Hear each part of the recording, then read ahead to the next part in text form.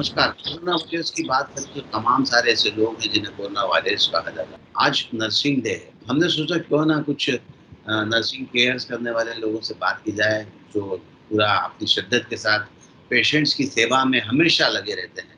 मेरा ऐसा मानना है कि हॉस्पिटल में डॉक्टर्स अपनी रिस्पॉन्सिबिलिटी गाइडलाइन तय करके जाते हैं, लेकिन उसको फ़ॉलो करने का काम पेशेंट्स को पूरी ज़वाबदारी के साथ, पूरी मेहनत के साथ उसको ट्रीटमेंट देने का काम ये सब लोग करते हैं। टीना और अम्नी हमारे साथ हैं। आप दोनों का स्वागत है हमारे इस कार्यक्रम में। तो टीना, मैं आपसे जानना चाहता हूँ कि आपकी रिस्पॉन्सिबिलिटी क्या होती है और किस पोस्ट पर हैं? मैं यहाँ सीएचएल हॉस्पिटल में इन्फेक्शन कंट्रोल डिपार्टमेंट की इंचार्ज हूँ और इन्फेक्शन कंट्रोल से रिलेटेड सारी पॉलिसीज देखती हूँ। Okay, okay, okay. अम्नी, आप?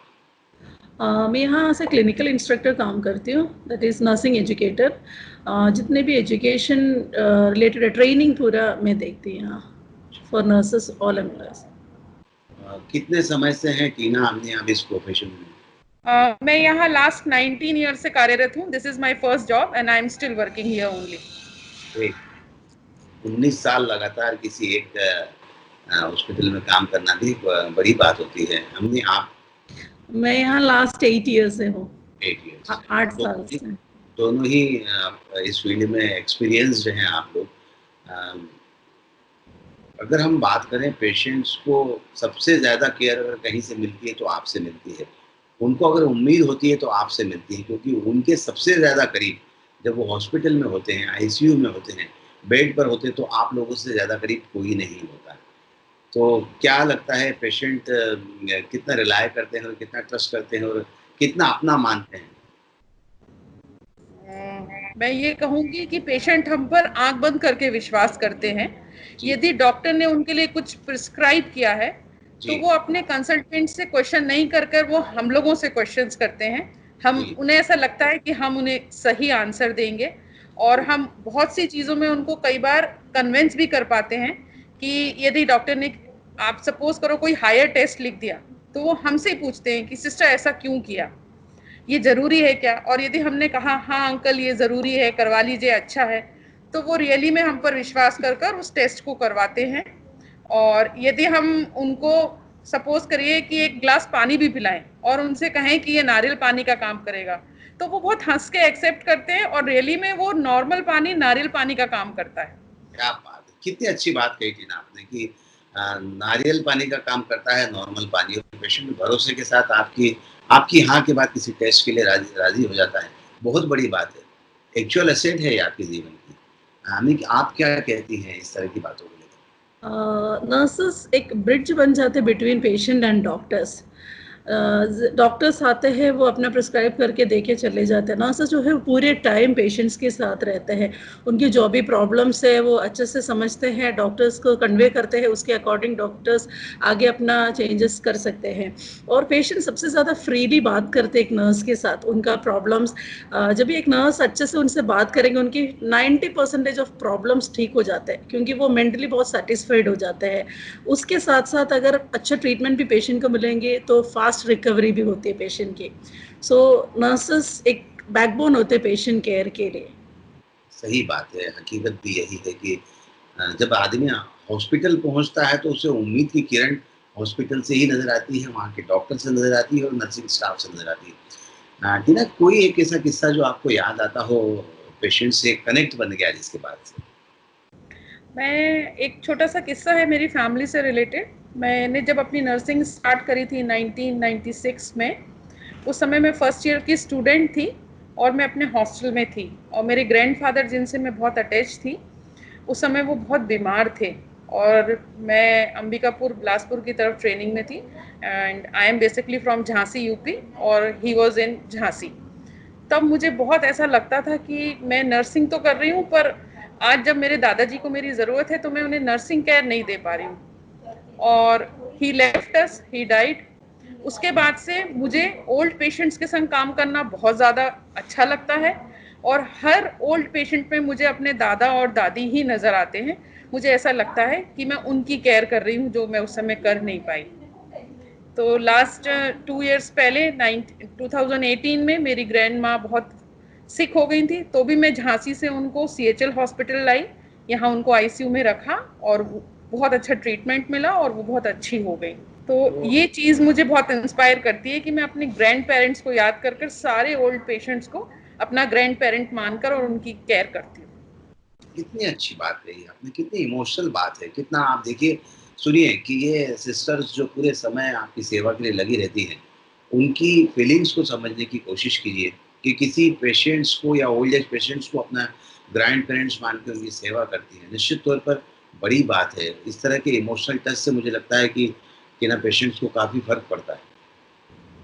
यस, ज़रूर पड़ता है। यदि मैं कहीं ओपीडीज़ में भी हूँ, अराउंड हूँ और यदि मैंने किसी ओल्ड पेशेंट को देख लिया, जो चल नहीं पा रहा है या जिसको व्हीलचेयर की ज़रूरत है या किसी को पानी की ज़रूरत है, मैं ज़रूर अपना वो काम छोड़कर पहले उन पर ध्यान देती हूँ, उनको कम्फ़र्ट ज़ोन में करती हूँ, उसके बाद ही आगे बढ़ती हूँ। हमने आप क्या कहती हो, एक किस्सा कोई ऐसा जो हमेशा आपको ज़िंदगी में याद रहता हो?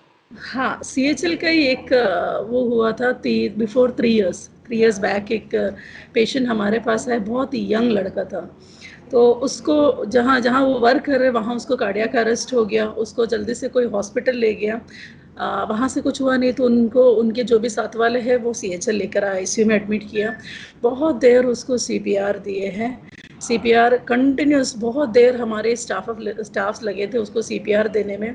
उसके बाद भी डॉक्टर्स देखे बोले कि शायद हो सकता है आगे कुछ वो होप नहीं है इसमें।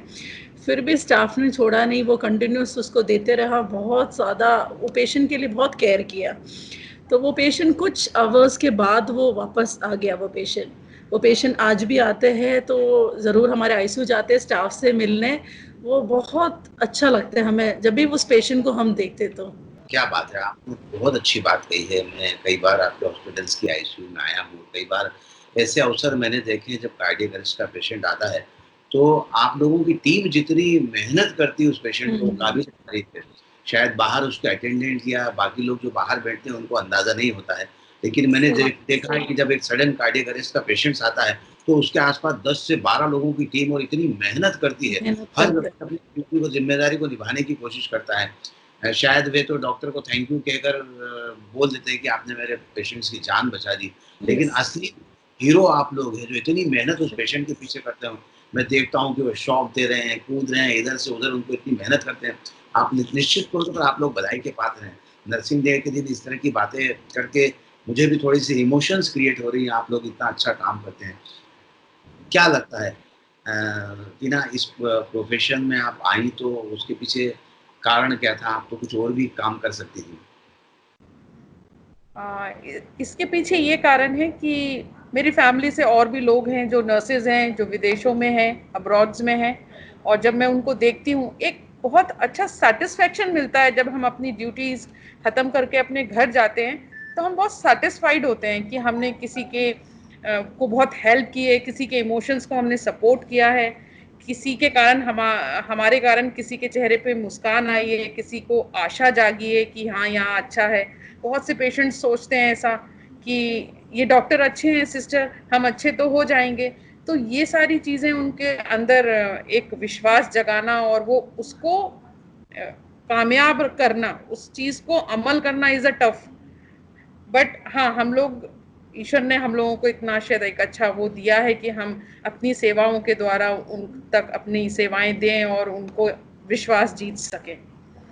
हमने आप क्या कहती हो?